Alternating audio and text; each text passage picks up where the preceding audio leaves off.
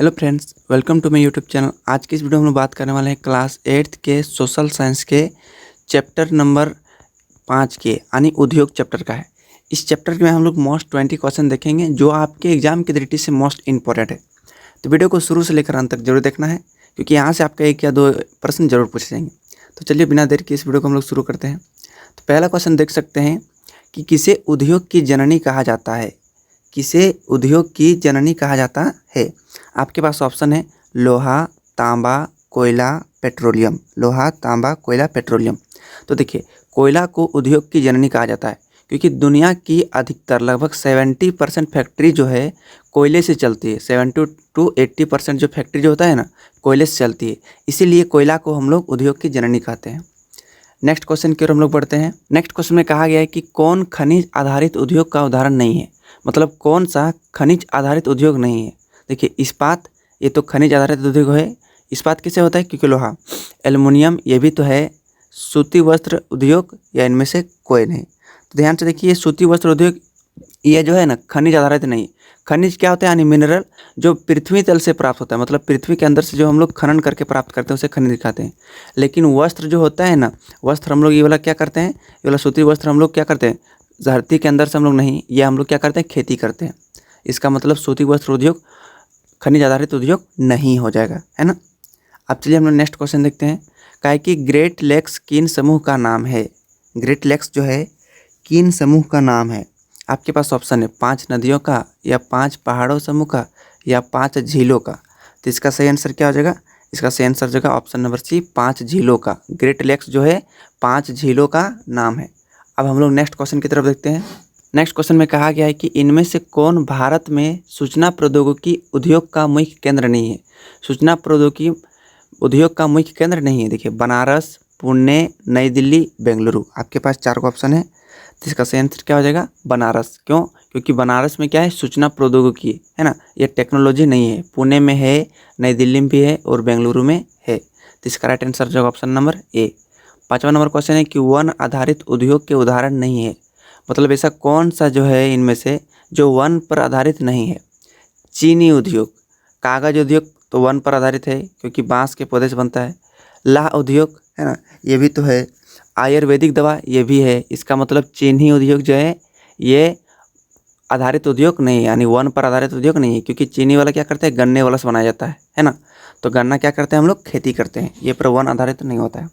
Next question के हम लोग पढ़ते हैं। नेक्स्ट क्वेश्चन आपके सामने है कि जापान का मैनचेस्टर किस शहर को कहा जाता है।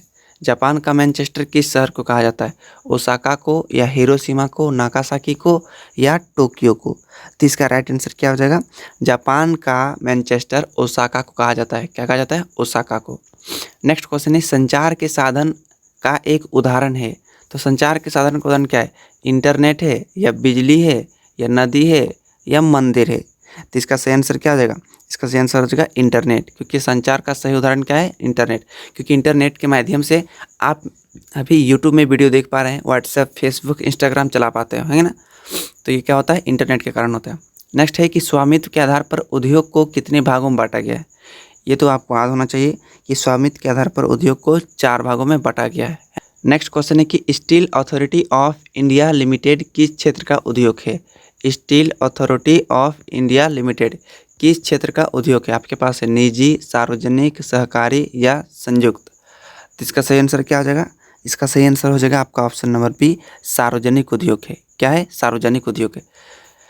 नेक्स्ट क्वेश्चन है कि कच्चा माल के आधार पर उद्योग के प्रकार बताइए। कच्चा माल के आधार पर उद्योग के कितने प्रकार होते हैं? 2, 4, 6, या 8। तो कच्चा माल के आधार पर उद्योग के 4 प्रकार होते हैं। कितने प्रकार होते हैं? 4 प्रकार के। नेक्स्ट क्वेश्चन की ओर बढ़ते हैं। उद्योग किस प्रकार की क्रिया है? मोस्ट इंपॉर्टेंट है। प्राथमिक क्रिया है, या द्वितीयक, या तृतीयक, इनमें से कोई नहीं। तो उद्योग किस प्रकार की क्रिया है? द्वितीयक क्रिया में आता है। क्यों? क्योंकि आपको बताते हैं जब हम लोग खेती करते हैं तो खेती में हम लोग क्या करते हैं, धान को उगाते हैं, तो मेरा प्राथमिक क्रिया में आता है। लेकिन यही जब धान उद्योग में जाकर मशीन से कूट कर चावल बन जाता है तो जब हम लोग द्वितीयक क्रिया हो जाएगा। यानी उद्योग कैसा क्रिया है? द्वितीयक क्रिया है। नेक्स्ट क्वेश्चन की तरफ बढ़ते हैं। कहा गया उभरते हुए उद्योग जैसे सूचना प्रौद्योगिकी, स्वास्थ्य लाभ आदि को किस नाम से जाना जाता है। कौन सी को? स्वास्थ्य लाभ और सूचना प्रौद्योगिकी को जो उभर रहा है ना, इसको किस नाम से जाना जाता है। आपके पास ऑप्शन है आधारभूत उद्योग, सनराइज उद्योग, विनिर्माण उद्योग या फुटलूज उद्योग। तो इसका राइट आंसर क्या हो जाएगा? ऑप्शन नंबर बी यानी सनराइज उद्योग के नाम से जाना जाता है, क्योंकि उभरते हुए मतलब समझते हैं ना, जैसे कि सूरज उग रहा है, तो इस उद्योग को हम लोग सनराइज उद्योग के नाम से जानते हैं। नेक्स्ट है कि टिस्को किस नदी के तट पर स्थित है? ये मोस्ट इंपॉर्टेंट क्वेश्चन है, इसको भी याद रखिएगा। टिस्को किस नदी के मतलब तट पर स्थित है? स्वर्णरेखा नदी के, या दामोदर, या अजय, या इनमें से कोई नहीं। तो इसका राइट आंसर हो जाएगा ऑप्शन नंबर ए, स्वर्णरेखा नदी के। नेक्स्ट है कि टिस्को को कोयला कहाँ से प्राप्त होता है? मतलब टिस्को जो लगाया गया था स्वर्णरेखा नदी के तट पर, तो ये इसमें कोयला कहाँ पर पाया जाता है, कहाँ से लाया जाता है? झरिया से, रानीगंज से, या पश्चिम सिंहभूम से, या नवामुड़ी से, इनमें से कोई नहीं। तो इसका सही आंसर क्या हो जाएगा? इसका सही आंसर हो जाएगा ऑप्शन नंबर एक, झरिया रानीगंज से लाया जाता है। नेक्स्ट क्वेश्चन की ओर बढ़ते हैं। टिस्को यानी TISCO की स्थापना कब हुआ था? ये मोस्ट इंपॉर्टेंट है। टिस्को की स्थापना कब हुआ था? 1907 में हुआ था। ऑप्शन नंबर बी आपका सही आंसर हो जाएगा। नेक्स्ट है कि हिंदुस्तान एरोनॉटिक्स लिमिटेड यानी हेल किस उद्योग के अंतर्गत आते हैं?